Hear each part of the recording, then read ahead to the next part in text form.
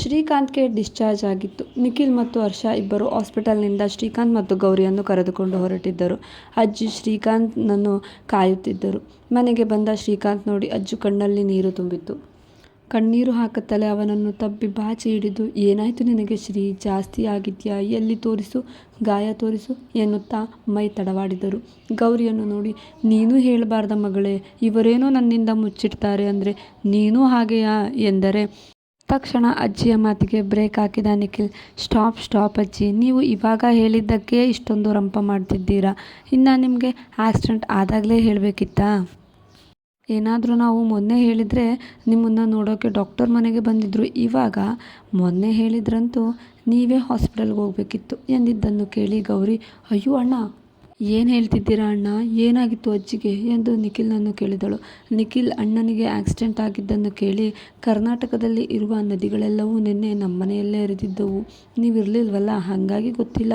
ಇನ್ನೇನು ನಾವೆಲ್ಲ ಕೊಚ್ಕೊಂಡು ಹೋಗ್ಬಿಡ್ತಿದ್ವೇನೋ ಅಷ್ಟರಲ್ಲಿ ಅಜ್ಜಿ ಜ್ಞಾನ ತಪ್ಪಿದ್ದಿದ್ರು. ಹಾಗಾಗಿ ನಾವು ಡಾಕ್ಟ್ರನ್ನ ಕರೆಸಲು ಸರಿಯಾಯಿತು.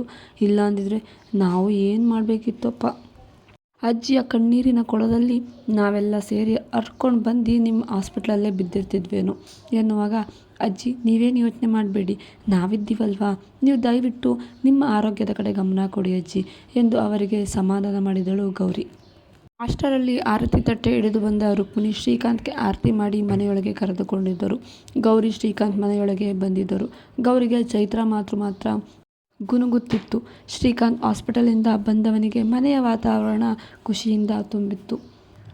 3 ದಿನದ ಹಾಸ್ಪಿಟಲ್ ವಾಸದಿಂದ ಮುಕ್ತಿ ಸಿಕ್ಕಂತೆ ಅವನ ಮನಸ್ಸಿನಲ್ಲಿ ಏನೋ ಒಂಥರ ಮನೆಯವರನ್ನು ನೋಡಿದ ಖುಷಿ ಕಾಣಿಸುತ್ತಿತ್ತು. ಇನ್ನು ರಾಜಕೀಯವಾಗಿ ರಾಜೇಂದ್ರ ತನ್ನ ವಿರುದ್ಧ ಲೋಕನಾಥ್ ನಾಮಪತ್ರ ಸಲ್ಲಿಸುವುದು ತಿಳಿದು ಹುಚ್ಚನಾಗಿದ್ದ. ಅವನಿಗೆ ಈಗ ಶ್ರೀಕಾಂತ್ ಮೇಲಿನ ಸಿಟ್ಟು ಮತ್ತಷ್ಟು ಹೆಚ್ಚಿತ್ತು. ಲೋಕನಾಥ್ ರಾಜೇಂದ್ರನ ಪ್ರಬಲ ಪ್ರತಿಸ್ಪರ್ಧಿಯಾಗಿ ಇಬ್ಬರೂ ತಮ್ಮ ಪಕ್ಷದ ಅನುಯಾಯಿಗಳೊಂದಿಗೆ ಪ್ರಚಾರಕ್ಕೆ ಮುಂದಾಗಿದ್ದರು. ಇಬ್ಬರು ಬಲಾಬಲ ತುಂಬ ಕಠಿಣವಾಗಿತ್ತು. ಲೋಕನಾಥ್ ರಾಜೇಂದ್ರನಿಗಿಂತ 10 ಪಟ್ಟು ಒಳ್ಳೆಯವನಾಗಿದ್ದನು. ರಾಜೇಂದ್ರ ಅವನು ವಯಸ್ಸಿಗೆ ಬಂದಾಗಿನಿಂದ ಬರೀ ಜನರಿಗೆ ಹೆದರಿಸುವುದು, ದುಡ್ಡು ಕೀಳುವುದು, ಮೀಟರ್ ಬಡ್ಡಿ ವ್ಯವಹಾರ, ಹೀಗೆ ಮಾಡಿದ್ದೆಲ್ಲ ಅವ್ಯವಹಾರವೇ ಆಗಿತ್ತು. ಎಷ್ಟು ಜನರು ಸಪೋರ್ಟ್ ಅವನಿಗೆ ಇರಲಿಲ್ಲ. ಆದರೆ ಅವನ ಹತ್ತಿರ ಬಡ್ಡಿ ಸಾಲ ಮಾಡಿದ್ದವರು ಮತ್ತು ಅವನಿಂದ ಹೆದರುತ್ತಿದ್ದಂತಹ ಜನರು ರಾಜೇಂದ್ರನಿಗೆ ಅನುಯಾಯಿಗಳಾಗಿದ್ದರು. ಲೋಕನಾಥ್ ಒಬ್ಬ ರಿಟೈರ್ಡ್ ಆಗಿರುವ ತಹಸೀಲ್ದಾರ್ ಆಗಿದ್ದು, ಡ್ಯೂಟಿ ಮಾಡಿರುವ ಸ್ಥಳಗಳಲ್ಲಿಯೂ ಅವನ ನಿಷ್ಠೆ ಮತ್ತು ಉತ್ತಮ ಕೆಲಸಕ್ಕೆ ಹೆಸರುವಾಸಿಯಾಗಿದ್ದನು. ಅವನು ಸ್ಥಳೀಯ ಜನರ ಒತ್ತಾಯದ ಮೇರೆಗೆ ರಾಜೇಂದ್ರನ ವಿರುದ್ಧ ಎಲೆಕ್ಷನ್ಗೆ ನಿಂತಿದ್ದನು. ಹಾಗಾಗಿ ರಾಜೇಂದ್ರ ಎಲ್ಲಿ ಜನರು ಅವನ ಹಿಂದೆ ಹೋಗುತ್ತಾರೋ ಎಂಬ ಭಯ ಕಾಡುತ್ತಿತ್ತು. ಮತ್ತು ಇಬ್ಬರು ಪ್ರಬಲ ಪ್ರತಿಸ್ಪರ್ಧಿಗಳಾಗಿದ್ದು ಇಷ್ಟು ದಿನ ಒಬ್ಬನೇ ಗೆಲ್ಲುತ್ತಿದ್ದು ತನ್ನ ಆಡಳಿತ ನಡೆಸುತ್ತಿದ್ದ. ಆದರೆ ಈಗ ಲೋಕನಾಥ್ನಿಂದ ಹೇಗೆ ಬಚಾವಾಗುವುದು ಎನ್ನುವುದು ರಾಜೇಂದ್ರನಿಗೆ ಕಷ್ಟ ಎನಿಸುತ್ತಿತ್ತು. ಇನ್ನು ಹರ್ಷ ಮತ್ತು ಗೌರಿ ಕಾಲೇಜಿನಲ್ಲಿ ಆನ್ಯುವಲ್ ಡೇ ವೀಕ್ ನಡೆಯುತ್ತಿತ್ತು. ಗೌರಿ ಶ್ರೀಕಾಂತ್ ಜೋಪಾನ ಮಾಡಲು ಕಾಲೇಜ್ಗೆ ಲೀವ್ ಹಾಕಿದ್ದಳು. ಹಾಗಾಗಿ ಕಾಲೇಜಿನ ಯಾವ ಕಾಂಪಿಟೇಷನ್ನಲ್ಲೂ ಗೌರಿ ಪಾರ್ಟಿಸಿಪೇಟ್ ಮಾಡಲು ಆಗಿರಲಿಲ್ಲ. ದಿಯಾ ಮತ್ತು ಹರ್ಷ ಇಬ್ಬರು ಹಲವಾರು ಕಾಂಪಿಟೇಷನ್ಗಳಲ್ಲಿ ಭಾಗವಹಿಸಿದ್ದರು. ಹರ್ಷ ಮತ್ತು ದಿಯಾ ಇಬ್ಬರು ಪ್ರೇಮಿಗಳಾಗಿದ್ದರು. ಆ ವಿಚಾರ ಗೌರಿಗೂ ತಿಳಿದಿತ್ತು. ದಿಯಾ ಬ್ಯೂಟಿ ಕಾಂಪಿಟೇಷನ್ನಲ್ಲಿ ರನ್ನರ್ ಅಪ್ ಆಗಿದ್ದಳು. ಹರ್ಷ ಡ್ಯಾನ್ಸ್ ಕಾಂಪಿಟೇಷನ್ನಲ್ಲಿ ಮೊದಲ ಬಹುಮಾನ ಪಡೆದಿದ್ದು, ವಾಲಿಬಾಲ್ನಲ್ಲಿಯೂ ಅವನ ಟೀಮ್ ಮೊದಲ ಬಹುಮಾನ ಪಡೆದಿತ್ತು. ದಿಯಾ ಹರ್ಷ ಎನ್ನುತ್ತಾ ಕೂಗಿ ಸಪೋರ್ಟ್ ಮಾಡುತ್ತಿದ್ದುದು ಸೀನಿಯರ್ ಗುಂಪನ್ನು ಕೆಣಕಿಸಿತ್ತು. ಅಲ್ಲದೆ ಹರ್ಷ ಟೀಮ್ ವಿನ್ ಆಗಿತ್ತು. ಇದು ಮತ್ತಷ್ಟು ಅವರ ಸಿಟ್ಟು ಹೆಚ್ಚಿಸಿತ್ತು. ಗೇಮ್ ಮುಗಿದ ಮೇಲೆ ಎಲ್ಲರೂ ತಮ್ಮ ಕ್ಲಾಸ್ ಕಡೆ ಹೊರಟಿದ್ದರು. ಹರ್ಷ ಕೂಡ ತನ್ನ ಕ್ಲಾಸ್ಗೆ ಹೋಗಿದ್ದ. ಗೌರಿ ಕಾಲೇಜ್ಗೆ ಹೋಗಿರಲಿಲ್ಲ. ದಿಯಾ ಒಬ್ಬಳೇ ಕಾರಿಡಾರಲ್ಲಿ ಕುಳಿತಿದ್ದಳು. ಅಲ್ಲಿಗೆ ಬಂದ ಒಂದಿಷ್ಟು ಸೀನಿಯರ್ ಗುಂಪು ಹರ್ಷ ಎಂದು ಅವನನ್ನು ಅಣಕಿಸುತ್ತಾ ಅವಳನ್ನು ಸುತ್ತುವರೆದರು. ದಿಯಾ, ಏಯ್, ಹಿಂಗ್ಯಾಕೆ ಮೈಗೆ ಬೀಳ್ತಿದ್ದೀರಾ, ಹೆಂಗೈತೆ, ಬಿಸಿ ರುಚಿ ಬೇಕಿದೆಯಾ, ಯಾಕೆ ನನ್ನ ಸುತ್ತುತ್ತಿದ್ದೀರಾ ಎಂದು ಕೇಳುತ್ತಾ ಎದ್ದು ನಿಲ್ಲಲು, ಏನೋ ನಿಂದು ಹರ್ಷಂದು ಜೋರು ನಡೀತೈತೆ ಎಂದನು. ಅಲ್ಲಿದ್ದವರಲ್ಲಿ ಒಬ್ಬ, ಅದೆಲ್ಲ ನಿಮ್ಗ್ಯಾಕೆ, ನನ್ನ ಹರ್ಷನ ವಿಚಾರ, ಅದೆಲ್ಲ ಕೇಳೋಕೆ ನೀವ್ಯಾರು ಎಂದಿದ್ದಳು. ಏನು, ಹರ್ಷನ್ ಬಿಟ್ಟರೆ ಬೇರೆ ಯಾರು ನಮ್ಮಲ್ಲಿ ಚೆನ್ನಾಗಿ ಕಾಣಿಸ್ತಿರ್ಲಿಲ್ವಾ, ಏನು ಹರ್ಷ ಅಂತ ತುಂಬ ಕೂಗ್ತಿದ್ದೆ. ಪರವಾಗಿಲ್ಲ ಎಂದನು ಅಲ್ಲೊಬ್ಬ. ನೋಡ್ರೋ, ನನ್ನ ಹತ್ರ ಬರಬೇಡಿ, ಇಲ್ಲ ಅಂದರೆ ಕೂಗ್ಬಿಡ್ತೀನಿ, ದೂರ ಹೋಗಿ ಎನ್ನುತ್ತಾ ಎದ್ದು ನಿಂತಳು. ಅಷ್ಟರಲ್ಲಿ ಅಲ್ಲಿಗೆ ಹರ್ಷ ಬಂದಿದ್ದ. ದಿಯಾ ಎಳೆಯಲು ಕೈ ಹಾಕಿದ್ದ ಒಬ್ಬ ಹುಡುಗನ ಕೈ ಹಿಡಿದು ತಿರುಚಿದ್ದ. ಆ ತಿರುಚಿದ್ದ ರಭಸಕ್ಕೆ ಅಮ್ಮ ಎಂದು ಕಿರಿಚಿದ್ದ ಆ ಹುಡುಗ. ಉಳಿದವರಲ್ಲಿ ಕೆಲವರು ಹಿಂದೆ ಸರಿದರು. ಅದರಲ್ಲಿ ಒಬ್ಬ, ನಿನಗೆ ಗೊತ್ತಿಲ್ವಾ ನೀನು ಯಾರ ಮೇಲೆ ಕೈ ಮಾಡಿದ್ದೀಯಾ ಅಂತ? ಸೀನಿಯರ್ಸ್ ನಾವು, ನಮ್ಮನ್ನು ಹೊಡೆಯೋ ಧೈರ್ಯನ ನಿನಗೆ? ಮಾಡ್ತೀನಿರು ಎಂದು ಹೊರಟನು. ಅವನ ತಲೆಗೆ ಸರಿಯಾಗಿ ಗುದ್ದಿದ್ದ ಹರ್ಷ. ದಿಯಾ ಹೆದರುತ್ತಾ ಅವನನ್ನು ಬಿಗಿದಪ್ಪಿದಳು. ಹರ್ಷ ಇದಕ್ಕೆಲ್ಲ ಅಳೋದ? ನಾನಿಲ್ವೇ, ಎಲ್ಲ ನೋಡ್ಕೋತೀನಿ, ಚಿಂತೆ ಬಿಡು, ಹೋಗು ಕ್ಲಾಸ್ಗೆ ಎಂದನು ಧೈರ್ಯ ಹೇಳುತ್ತಾ. ದಿಯಾ ಹರ್ಷ ಮಾತಿಗೆ ತಲೆ ಆಡಿಸಿ ತಲೆ ತಗ್ಗಿಸಿ ಕ್ಲಾಸ್ ರೂಮ್ ಕಡೆ ತಲುಪಿದ್ದಳು. ಅವಳು ಮರೆಯಾದ ಮೇಲೆ ಹರ್ಷನಿಗೂ ಭಯ ಕಾಡುತ್ತಿತ್ತು. ಎಲ್ಲಿ ಪ್ರಿನ್ಸಿಪಾಲ್ ಅಣ್ಣನಿಗೆ ಹೇಳುತ್ತಾರೋ ಅಂತ. ಆದರೂ ದಿಯಾ ಕೆಣಕಿದವರನ್ನು ನೆನೆದರೆ ಈಗಲೂ ಹರ್ಷ ಮತ್ತೆರಡು ಹೊಡೆಯಬೇಕು ಅನಿಸುತ್ತಿತ್ತು. ನಿಖಿಲ್ 2 ದಿನದ ನಂತರ ಆಫೀಸ್ ತಲುಪಿದ್ದ. ಹಿತನ್ಯ ಒಂದಿಷ್ಟು ಫೈಲ್ ತಂದು ತನ್ನ ಚೇಂಬರ್ ಮೇಲಿಟ್ಟನು. ನಿಖಿಲ್ ಹಿತನ್ಯಳನ್ನೇ ಆಶ್ಚರ್ಯದಿಂದ, ಇದೇನಿದು ಹಿತನ್ಯ ಮೇಡಮ್ ಎಂದು ಕೇಳಿದಾಗ, ಏನಿಲ್ಲ ನಿಖಿಲ್ ಸರ್, ಇದರಲ್ಲಿ ಸ್ವಲ್ಪ ಓಲ್ಡ್ ಡೇಟಾ ಇದೆಯಂತೆ, ಅವುಗಳನ್ನು ಚೆಕ್ಔಟ್ ಮಾಡಬೇಕು ಮತ್ತು ಸಾಫ್ಟ್ವೇರ್ಗೆ ಅಪ್ಲೋಡ್ ಮಾಡಬೇಕು ಎಂದಿದ್ದಾರೆ. ನಿಖಿಲ್ಗೆ ಈ ಫೈಲ್ ನೋಡುತ್ತಲೇ, ಅವನ ಫೈಲಾ ಇಲ್ಲ ಗೋಡನ್ ತಂದಿದ್ದಾಳ ಇವಳು ಎಂದು ಒಂದೊಂದು ಫೈಲ್ ತೆರೆದನು.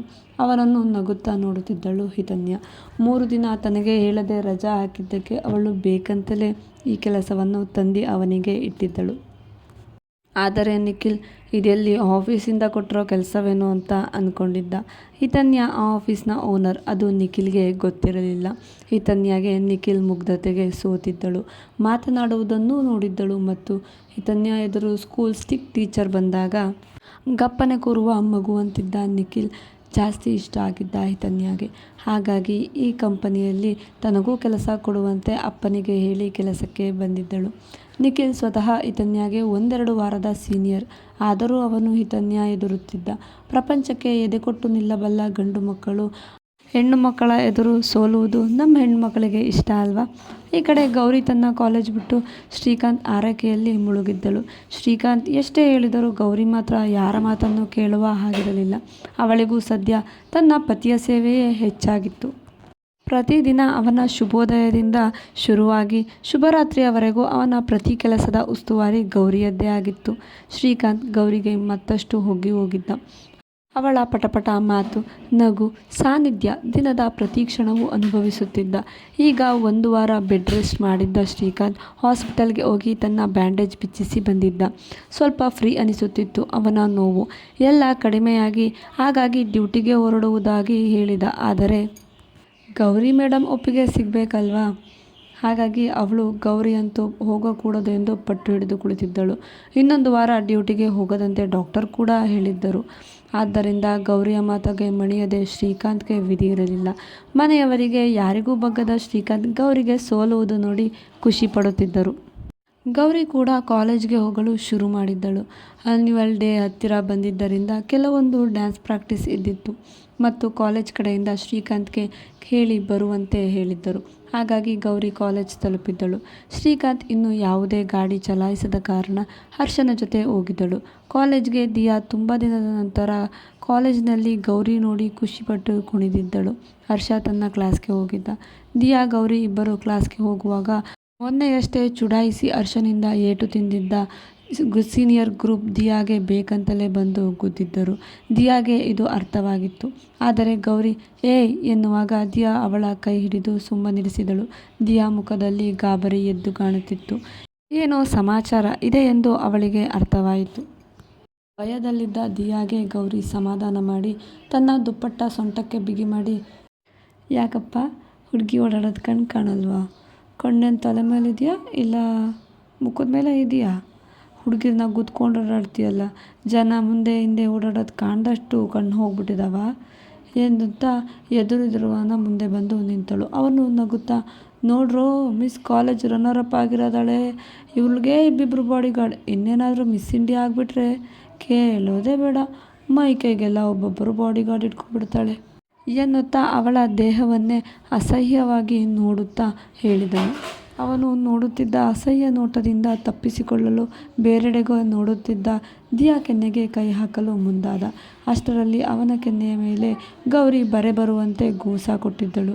ಏಯ್ ಎನ್ನುತ್ತಾ ಅವಳ ಕೈ ಹಿಡಿದ ಹುಡುಗನಿಗೆ ತನ್ನ ಮಂಡಿಯಿಂದ ಹೊಟ್ಟೆಗೆ ಗುದ್ದಿದ್ದಳು. ಅಚಾನಕ್ಕಾಗಿ ಬಿದ್ದ ನಾಜೂಕು ಹುಡುಗಿಯ ಭರ್ಜರಿ ಬಡಿತಕ್ಕೆ ಬಿದ್ದಿದ್ದ ಆ ಹುಡುಗ ಅವನ ಸನಿಹ ಕುಳಿತು ಕತ್ತು ಪಟ್ಟಿ ಹಿಡಿದು, ಲಾಸ್ಟ್ ಈ ರೀತಿ ಹುಡುಗಿರನ್ನ ಅಸಹ್ಯವಾಗಿ ನೋಡೋದು, ಅಸಹ್ಯವಾಗಿ ಟಚ್ ಮಾಡೋಕ್ಕೆ ಟ್ರೈ ಮಾಡಿದ್ರೂ ಸಿಗದು ಹಾಕ್ಬಿಡ್ತೀನಿ ಎಂದು ದಿಯಾ ಕೈ ಹಿಡಿದು ಕ್ಲಾಸ್ಗೆ ನಡೆದಳು. ಬಿದ್ದಿದ್ದ ವ್ಯಕ್ತಿ ಅವಳನ್ನೇ ಗುರಾಯಿಸುತ್ತಾನೆ ಕುಳಿತಿದ್ದ. ಮುಂದೆ ಏನಾಗಬಹುದು? ಇಂತಿ ನಿಮ್ಮ ಪ್ರೀತಿಯ ನಗುಮುಖದೊಂದಿಗೆ ಪ್ರೇಮಕಥೆ ನಿಮ್ಮ ಜೊತೆ ವಿತ್ ಕನ್ನಡತಿ. ಈ ಕತೆ ನಿಮಗೆ ಇಷ್ಟವಾಗಿದ್ದರೆ ಕಥೆಯನ್ನು ಲೈಕ್ ಮಾಡಿ ಮತ್ತು ಚಾನಲನ್ನು ಸಬ್ಸ್ಕ್ರೈಬ್ ಮಾಡೋದನ್ನು ಮರೆಯಬೇಡಿ. Thank you.